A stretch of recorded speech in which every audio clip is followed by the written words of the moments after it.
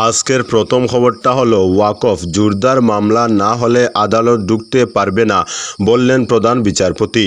মামলা না হলে হস্তক্ষেপ করা যাবে না। মঙ্গলবার সংশোধিত ওয়াকফ আইন নিয়ে চলা শুনানিতে এমনই পর্যবেক্ষণ শীর্ষ আদালতের। এদিন দেশের প্রধান বিচারপতি বি.আর. গবাই ও বিচারপতি এ.জি. মাসিহের বেঞ্চে ছিল শুনানি। সংশোধিত ওয়াকফ বিল আইনে পরিণত হওয়ার পর এর বিরুদ্ধে শীর্ষ আদালতে একাধিক জনস্বার্থ মামলা দায়ের করা হয়। তবে সেই শতাধিক জনস্বার্থ মামলার মধ্যে মোট 3টি ইস্যুকে শুনানির জন্য বেছে নেয় শীর্ষ আদালত। প্রথমত, যেসব সম্পত্তি আদালত ওয়াকফ সম্পত্তি বলে ঘোষণা করেছে সেগুলি আর ওয়াকফ সম্পত্তির তালিকা থেকে বাদ দেওয়া যাবে না। দ্বিতীয়ত, যে সকল ওয়াকফ সম্পত্তি নিয়ে বিবাদ রয়েছে সেখানে জেলাশাসক নিজের কার্য প্রক্রিয়া চালাতে পারলেও তার সিদ্ধান্ত গ্রহণযোগ্যতা পাবে না। তৃতীয়ত, ওয়াকফ বোর্ডে অমুসলিম বা কোনো হিন্দু সদস্য থাকবে। মঙ্গলবার শুনানি চলাকালীন দেশের প্রধান বিচারপতি বলেন, এটা একটা সাংবিধানিক বিষয়। আদালত সাধারণভাবে সেখানে হস্তক্ষেপ করতে পারে না যতক্ষণ না নির্দিষ্ট কোনো মামলা হচ্ছে। এদিন গোটা শুনানি পর্বে মামলাকারীদের আইনজীবী কপিল সিব্বল ও প্রধান বিচারপতির মধ্যে একটা তর্ক বিতর্ক দেখা যায়।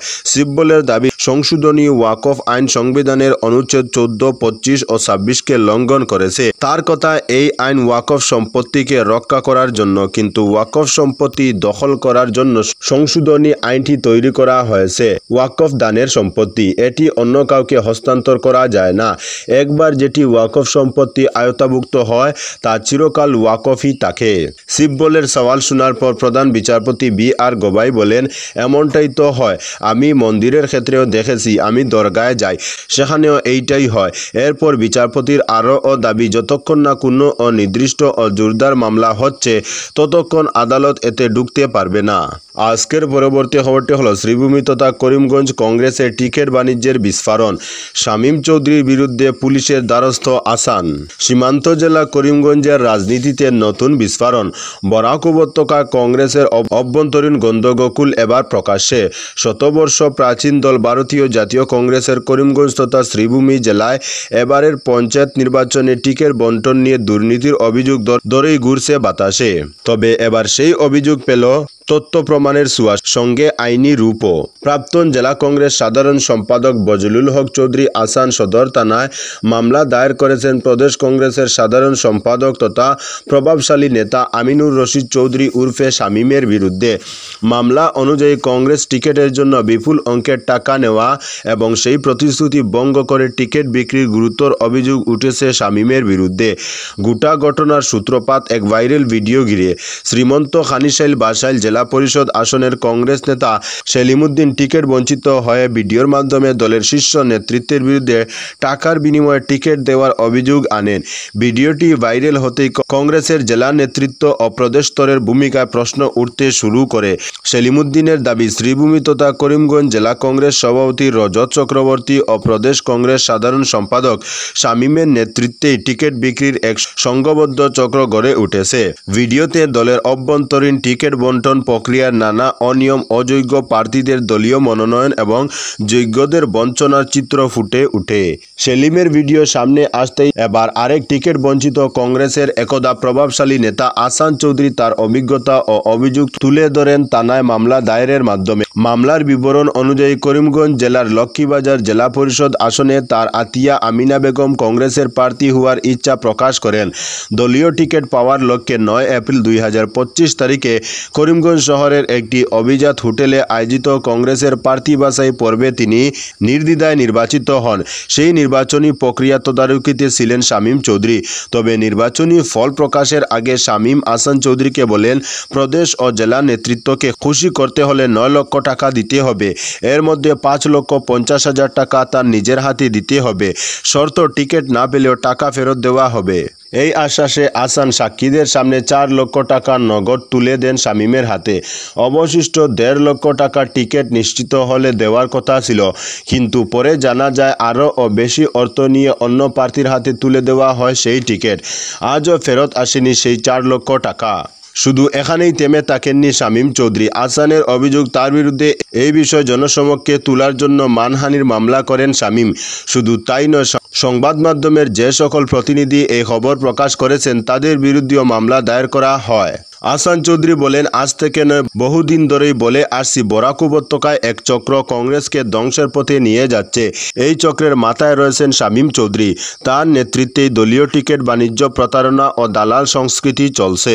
আজকের পরবর্তী খবরটি হলো, বদরপুর ঘাটের গেমন সেতু 2 মাসের জন্য বন্ধ, বিকল্প কালাইন শিলচর সড়ক। বদরপুর ঘাটে বরাক নদীর উপর অবস্থিত ঐতিহাসিক গেমন সেতু 21 মে থেকে 2 মাসের জন্য যান চলাচলের জন্য সম্পূর্ণরূপে বন্ধ রাখা হবে।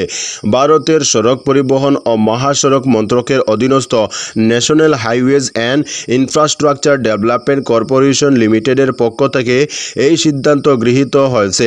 সেতুর কাঠামোগত দৃঢ়তা এবং যাত্রীদের নিরাপত্তা সুনিশ্চিত করতে এই গুরুত্বপূর্ণ পদক্ষেপ নেওয়া হয়েছে বলে জানানো হয়েছে।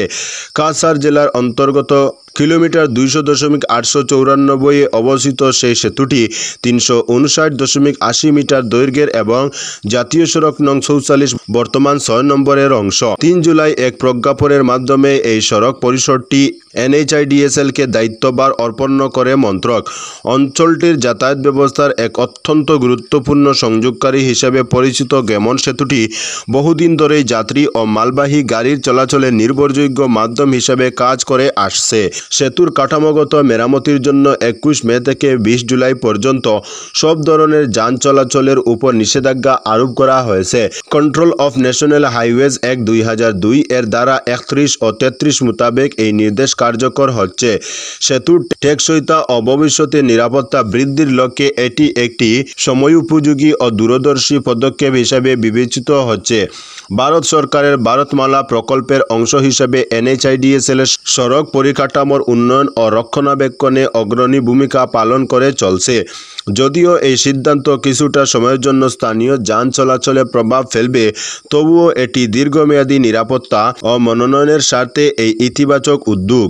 সংশ্লিষ্ট কর্তৃপক্ষ, যাত্রী ও পরিবহন সংস্থাগুলির কাছে অনুরোধ জানিয়েছে তারা যেন সহযোগিতা করে এবং বিকল্প রুট পরিকল্পনা করে এই সময়কালীন অসুবিধা অতিক্রম করেন।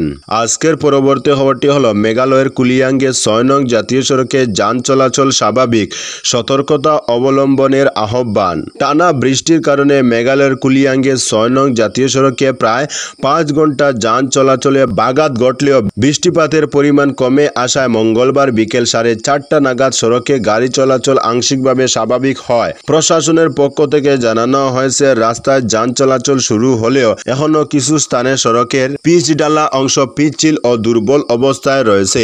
এই অবস্থায় যাত্রী ও চালকদের উদ্দেশ্যে কড়া সতর্কতা জারি করা হয়েছে। চালকদের নির্ধারিত গতিসীমার মধ্যে গাড়ি চালানো, যথাযথ দূরত্ব বজায় রাখা এবং ওভারটেকিং এড়িয়ে চলার পরামর্শ দেওয়া হয়েছে। স্থানীয় ট্রাফিক পুলিশ ও উদ্ধারকারী দল পরিস্থিতি নজরে রাখছে এবং প্রয়োজনে জরুরি ব্যবস্থা নেওয়ার প্রস্তুতি রয়েছে। যাত্রীদের যাত্রার আগে আবহাওয়া ও রাস্তার সর্বশেষ পরিস্থিতি সম্পর্কে খোঁজ নিয়ে বের হওয়ার পরামর্শ দেওয়া হয়েছে। আজকের পরবর্তী খবরটি হলো, ভেঙে পড়ল জিসি কলেজের ঐতিহ্যবাহী কাঁঠাল গাছ, প্রাণ রক্ষা অধ্যাপক পাল চৌধুরীর। অবশেষে শিলচর গুরুচরণ কলেজের ঐতিহ্যবাহী কাঁঠাল গাছটি ভেঙে পড়ল। অল্পের জন্য রক্ষা পেলেন অধ্যাপক। তার গাড়ির উপর ভেঙে পড়ে গাছটি। মঙ্গলবার সকালে ঘটনাটি ঘটেছে। উল্লেখ্য, গত 29 এপ্রিল রাতে হঠাৎ করেই ভেঙে পড়েছিল কাঁঠাল গাছের একটি অংশ। আর মঙ্গলবার সকালে ঝড় বৃষ্টির মধ্যেই পুরো গাছ ভেঙে পড়েছে। অল্পের জন্য প্রাণে বাঁচলেন কলেজের অধ্যাপক চন্দন পাল চৌধুরী। তার এবং আরেক শিক্ষকের গাড়ির উপরেই আছড়ে পড়ে কাঁঠাল গাছের বাদ বাকি অংশ। গুরুচরণ কলেজের দীর্ঘ ইতিহাসের সঙ্গে জড়িয়েছিল এই কাঁঠাল গাছটি। ফলে গাছটি সংরক্ষণের জন্য উদ্যোগ নিয়েছিল কলেজ কর্তৃপক্ষ। কিন্তু তার আগেই মঙ্গলবার পুরো গাছটি ভূপতিত হলো। এর সঙ্গে শেষ হয়ে গেল এই কলেজের বহু পড়ুয়া ও শিক্ষক শিক্ষিকার জীবনের অনেক স্মৃতি। এদিকে হঠাৎ করে গাছটির ওই অংশ ভেঙে পড়ায় উদ্বিগ্ন কলেজ কর্তৃপক্ষ। যোগাযোগ করা হয়েছিল বন বিভাগের সঙ্গে।